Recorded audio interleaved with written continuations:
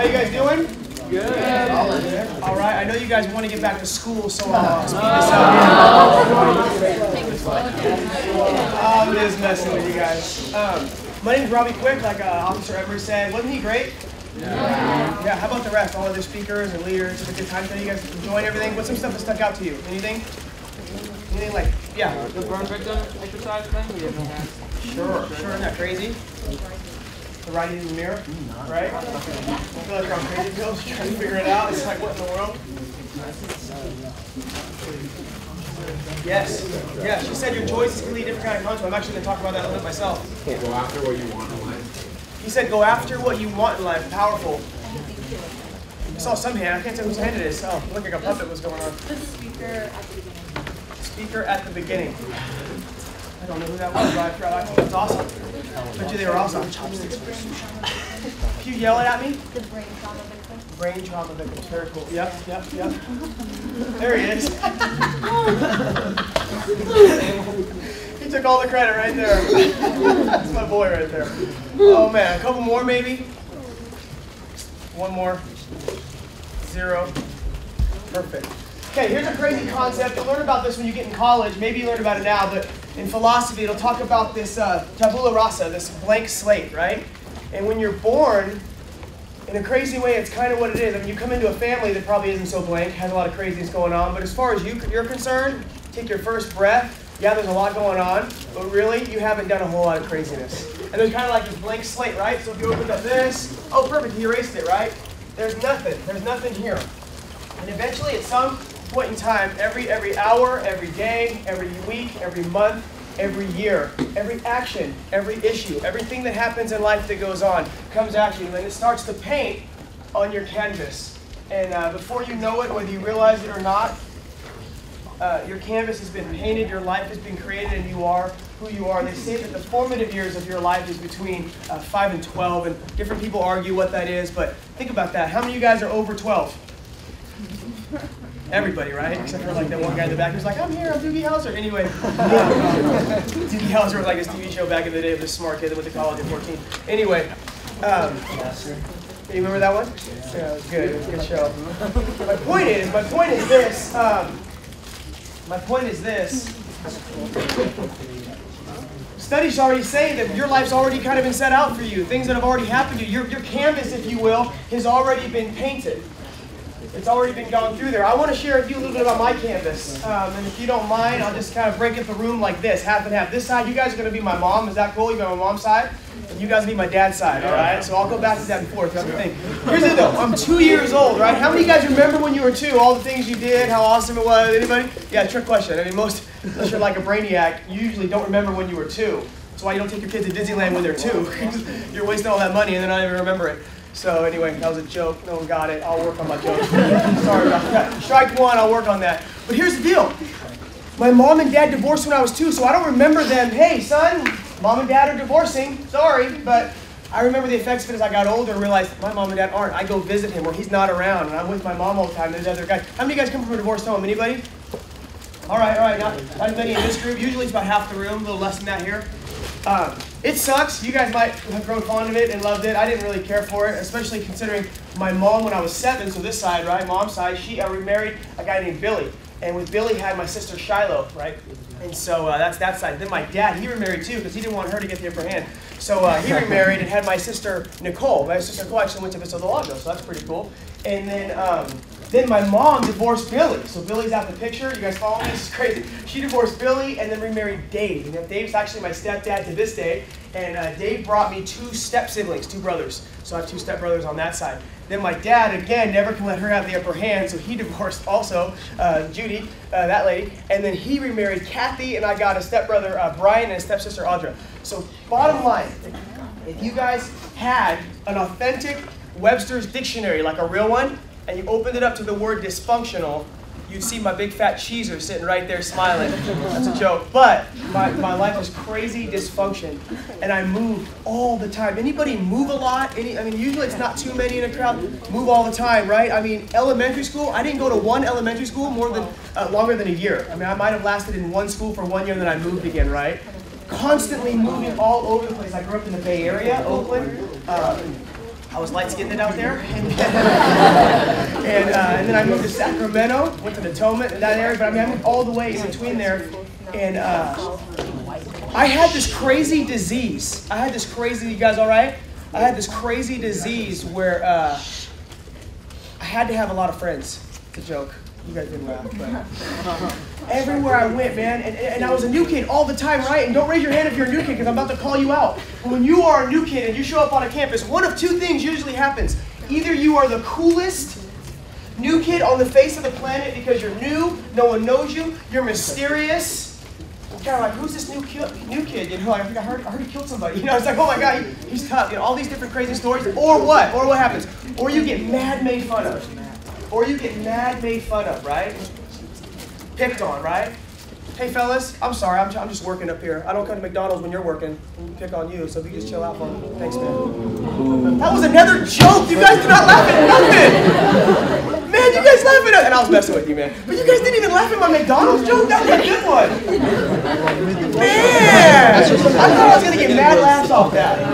I worked on it for like an hour. There it is. That was what I was looking for. Ooh, thank you. Oh, man, you guys are funny. You guys are good. Oh, my gosh. You get me going. So this crazy thing, right? I'm always the new kid, always moving, and always wanting to have friends. Yeah, if you guys can chill a little bit, that'd be cool. I got you riled up. It's my fault. Always found that happening and moved around all the time. And by the time I got into high school, it didn't stop. And we got out to Sacramento, so I'm in Notomas High School. Very similar to Oakland, so I loved it. I was used to it. And I'm going to school there. I was a freshman in high school when I started playing football. I was a three-sport athlete, which I probably has rocked most of your melons, because you guys probably think like movie star, actor, model, something like that for me. But, you know, finally, one landed. Anyway, and then, but no, I was a three-sport athlete. I played football, I wrestled, and I ran track. And loved all three sports, loved it. I got into football, and I remember getting invited to this party. And I remember being kind of actually scared, right? Because I never really went to a party, and I'd heard about it, I heard they're fun, heard they'd be crazy. So I show up to this party. It was a Friday, just like right now, Friday. Go to the party, all my friends are there, a bunch of people there. And a crazy thing happened in freshman year. Some of you guys are probably like real mature, right? So maybe like your freshman year, you were already set. But freshman year, like I don't know what happened, but like my hormones shifted. And like I went through a little thing called puberty or something. But like these girls that were my friends at one point, were like hot now. You know what I'm saying? Like, this is my friend. Oh. Like me more than a friend, you know what I mean? Like, hello, I like the light, you know? I like this one. And so, now I'm going to parties, there's girls there, and I'm super attracted to girls, everyone's drinking, and I'm a crazy dude, I got a lot of energy. And so, you know, and I was an athlete, so I kind of played the role of like, I'm an athlete, I got to stay tough, I'm not going to drink. And so I got to the first, you know, party and kept going weekend after weekend, and all of a sudden all my friends who are on the football team with me were getting drunk and partying, and I thought to myself, man, if they're doing it, you know, it can't be that bad. I remember my first solo red cup. I remember it. I remember grabbing it. I'm like, oh man. I remember drinking my first beer, and it tasted disgusting, right? I was like, this is gross. Why are they pounding this stuff? It was nasty. And then drank a few more, and all of a sudden they started tasting better. And so here's the crazy thing.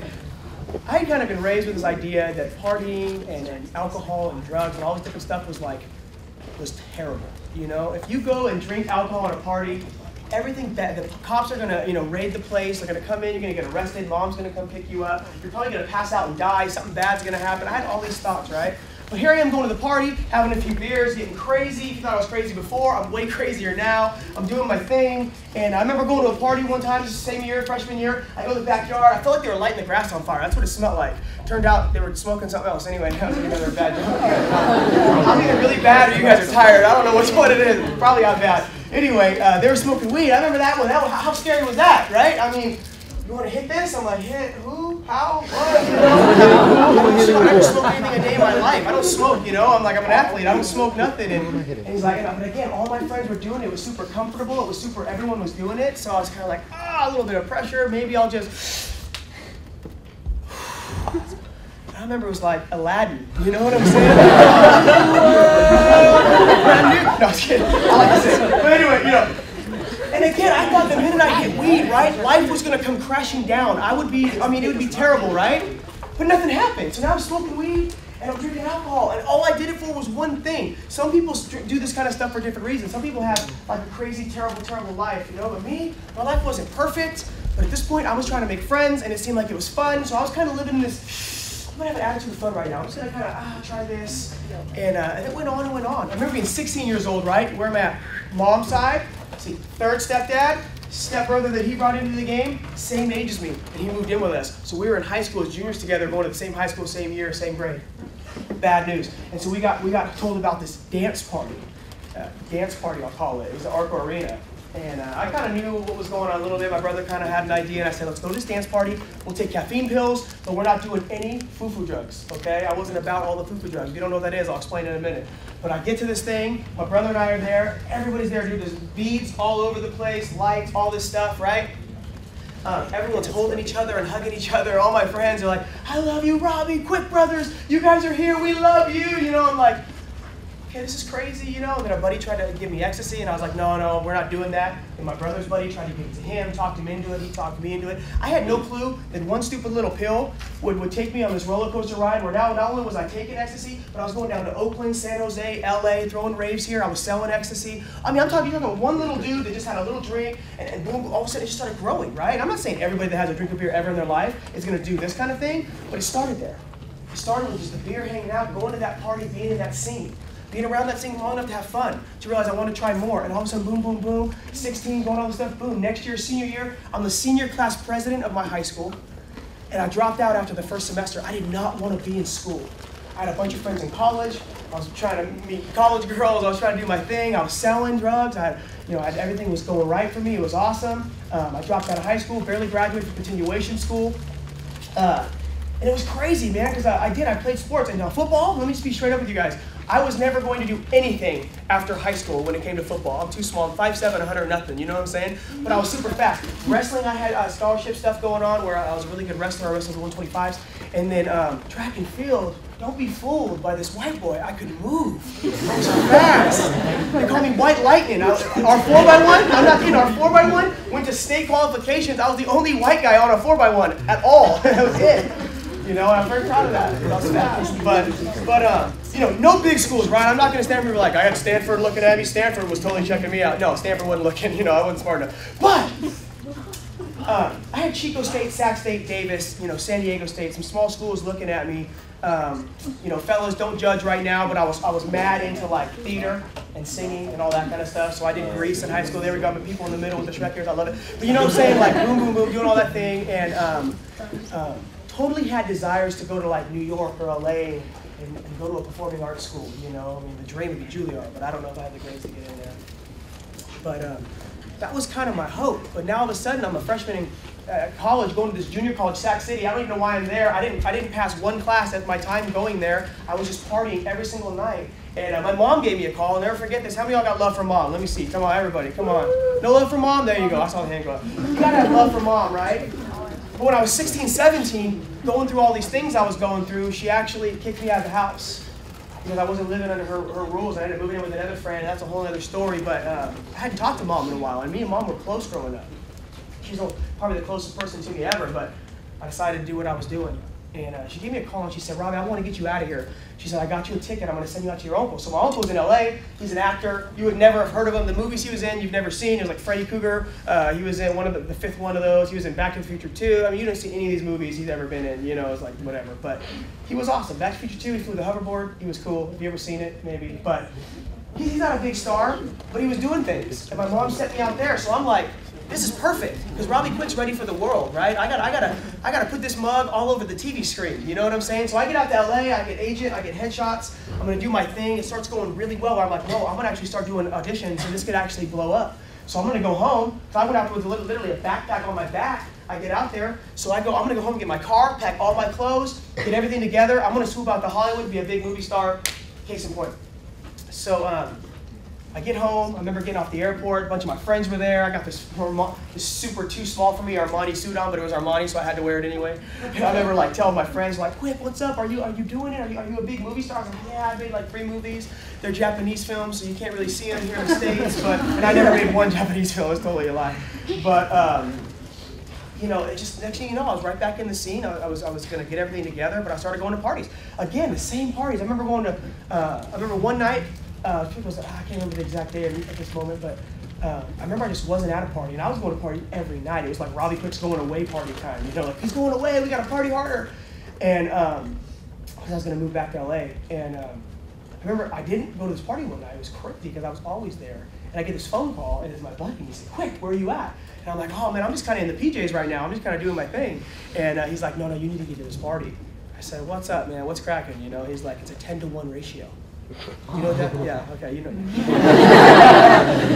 You're right there in the front of this middle row there. I said, that's a big ratio. I'm pretty good with 4-to-1 odds. Are you sure it's 10-to-1? Because I'll get there, you know. He said, you got to get here. So I made a couple phone calls. I swear to him, same thing. It's like, oh, I'm kind of just hanging out. I go 10-to-1. Oh, can you pick me up? You know, yes, I'll pick you up. You know, picked him up, went to the party. I remember walking in. I remember being there, walking in. Same type of party. There's people doing cake stands, people in the backyard smoking weed, people doing other kind of drugs in the bathroom. You know, girls are all over guys are all over girls. I mean, it's just crazy. And I remember getting hammered, you know, and I was doing all kinds of different stuff. And about 4 a.m., you know, it's time to go, and it's kind of like a flip of a coin. Who's going to drive? And we were going home. We stopped at 7-Eleven, and my dumb friends, I'll never forget this, they stole Cheetos and beef jerky out the 7-Eleven. So they come right up to 7-Eleven. I see homeboy, you know, on the phone, and they're like, we gotta go. So I mean, I'm barreling out of there, and I'm driving home. We were listening to what I saw called a mix CD. Do you guys remember mix CDs? Yeah. See, your teachers and friends in the back here, they had mixed tapes. Yeah, but I had a mixed CD, you know, and you guys have the iPod, so it's all good. Technology's great. But I was bumping a bunch of different songs because I got a wide variety of tastes, okay? So I had a little thing called the Dixie Chicks. You don't even know who they are anymore. You know the Dixie Chicks? Wide open spaces. I was bumping Wide Open Spaces. That's your jam? Hey, she's got the arms crossed. She said, that's my jam. What are you talking about? Oh my goodness, I like that, you know? They had such a good little harmony. They were awesome. Then I had some old school, right? Y'all feel me in the back. I had a little bit of everybody was kung fu fighting. Have you ever heard that one? If you haven't, you can Google that junk and bump it. We're bumping that. We're bumping it. I remember laughing. We're laughing like crazy. We're flying around. I have no clue how fast I was going at all. Later, the CHP told me that I was going 85. They said I was going 85 around a 25. I don't remember because I blacked out and flipped my car 4 times. And my buddy, who was sitting in the back passenger or the back driver's side, he actually was ejected 20 feet from the car. My car landed after flipping 4 times, but landed facing oncoming traffic on its side. I remember coming to, I was bleeding from my head, my shoulder, my lower back. I remember yelling everybody's name. I remember, you know, yelling everybody's name. Are you here? Yeah. And they say, you know, he's not here. He's not in the car. And I remember I had to climb up out. It's crazy. Think about it. Because the car door actually fell on me. And I literally still, you know, gosh, all these years later, still have back pain from it. Flopped out of the car. And I remember running everywhere, every which way you could think, until finally I could see his body. And I ran up to him and I grabbed his. I tried to check a pulse, and I couldn't feel a pulse or anything. And I didn't even know what to do. And so the only thing I could think to do was pray, which I didn't even know how to pray or who I'd be praying to, but I grabbed his brother's hand and I just sat there, and I remember he came to, he started coughing, and he played basketball. So I remember just being like, you're Michael Jordan, man, you're the greatest, you're amazing, don't go to sleep, look at me, stay with us, we're gonna play basketball, we're gonna ball it up. Just try to keep awake. I could hear the ambulance, they were coming. Some lady in a house was yelling at me. I'm thinking, are you kidding right now? I got my buddy in my arms, are you serious? And they got there, and I remember they took us all to a different hospital. I couldn't even see him. I didn't know if he was okay. He ended up being fine. I mean, fine in the sense that he wasn't dead, but just broken up, broken arm, broken back, and everything. I'm laying on a gurney, and mom comes, the one and only, right? And she comes in, and I don't know what it is about serious situations and moms and me having allergies, but you know, I was just, my eyes were, and I remember looking at her and just going, Mom, can you just take me home? I just want to get out of here. I'll never forget this. She looked at me, and she obviously had allergies too. She said, I'm not supposed to be funny in serious moments, I'm sorry. But she said, son, I can't help you this time. And she kind of walked off, and 2 guys looked a lot like Officer Emery came forward, and they grabbed me. You know, the crazy thing, I thought they were kidding. I'm like, yeah, right, this isn't real. Until they drove me all the way downtown, and I'd even seen the building before, but I didn't know that the garage door opened up, and they drove inside, and they threw me in the drunk tank in downtown Sacramento. I spent 2 weeks there, and when I was there during the 2 weeks, I had a friend of mine come see me, and he said, hey, I heard what happened. Your mom got a hold of me. He said, I work with this program called City Impact, and we go into high schools, and we kind of talk about drugs and alcohol and choices and blah, blah, blah, blah, blah. He said, would you want to maybe share your story? He goes, dude, you're just out of high school, like this, that, and the other. Like, maybe this would be a story that could impact. And I literally didn't even think about it. I was like, no, man, I'm cool. He's like, really?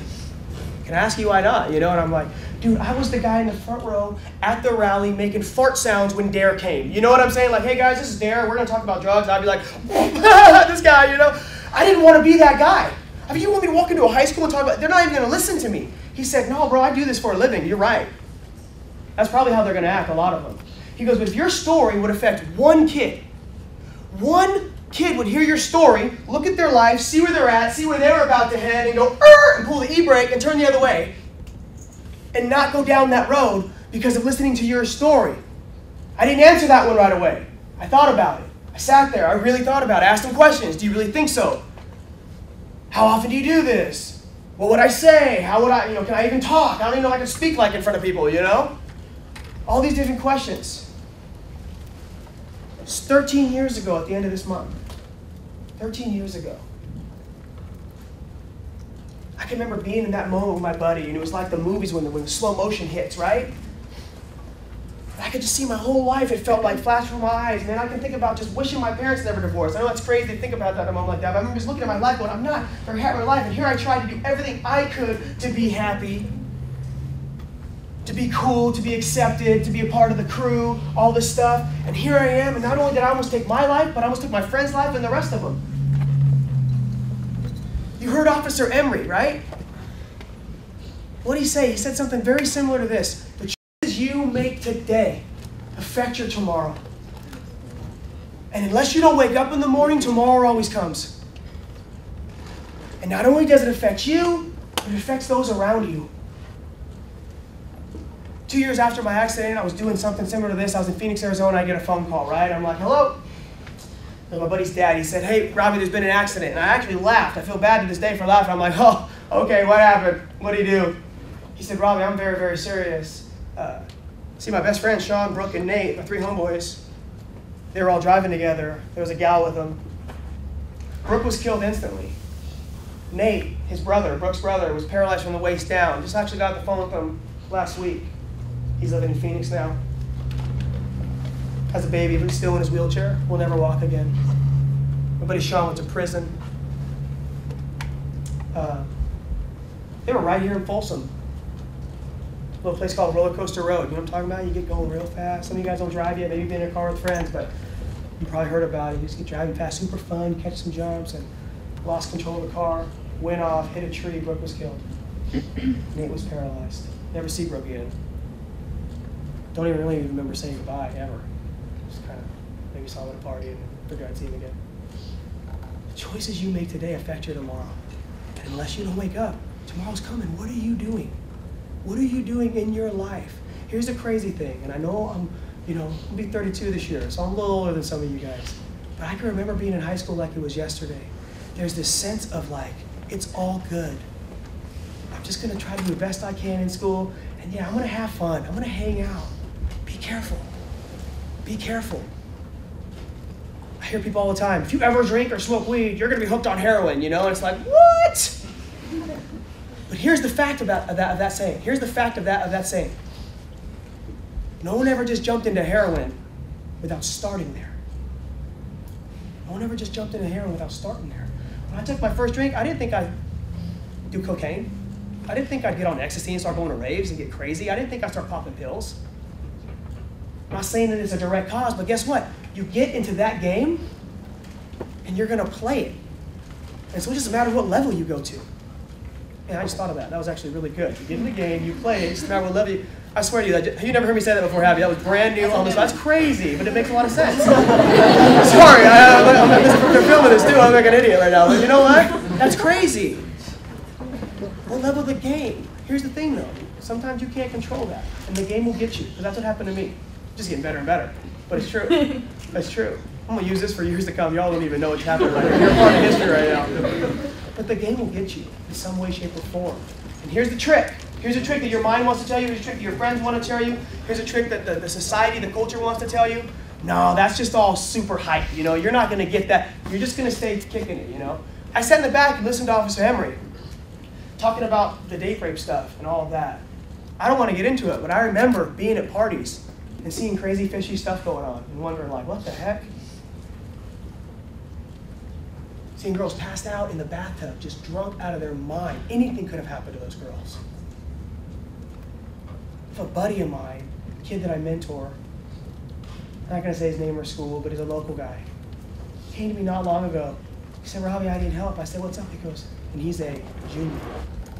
He said, man, I was at a party. He goes, I always party. He said, I'm the cool kid, dude. I got so many friends. I got this, that, and the other. He goes, man, I woke up blacked out in the bathroom, in the toilet, naked. And I don't have a clue what happened to me. I don't know what I did. I don't remember anything from this time to this time the next day. And it freaked him out. The choices you make today, and it doesn't hurt you. Everybody else around you and your friends and all that. Here's the deal. Let me say this too. Because my story, I can't share my story without talking about drugs and alcohol. Okay, I can't do it. Because that's my story. Some of you guys are looking at me right now, and you're probably like, dude, I've never even been to a party. You have a crazy life. That's never going to be me. I'm happy about that. That's awesome. That makes me excited to know that there's some of you that probably have never jumped there and gone there. Here's the reality though. What are you guys? Juniors? Seniors? Sophomores. Y'all look big. Sophomores. Big in the like older sense, anyway. Sophomores, okay? So tell me you guys are about to get your license. Probably, what, next year? Beginning of next year or this year get your permits? Right? Some of y'all have your license already. Here's the thing. You all have, at this age, you're sophomore. Okay, you're sophomores now, you're freshmen, you're sophomore. Okay, here's the deal. All of you have heard about what's going on. And they come up with a new little thing, Spice, Special K. I mean, you guys probably teach me what's going on right now, the new hot thing out there. I'm not saying you're all doing it, but you know about it. You've heard it. You've probably seen it.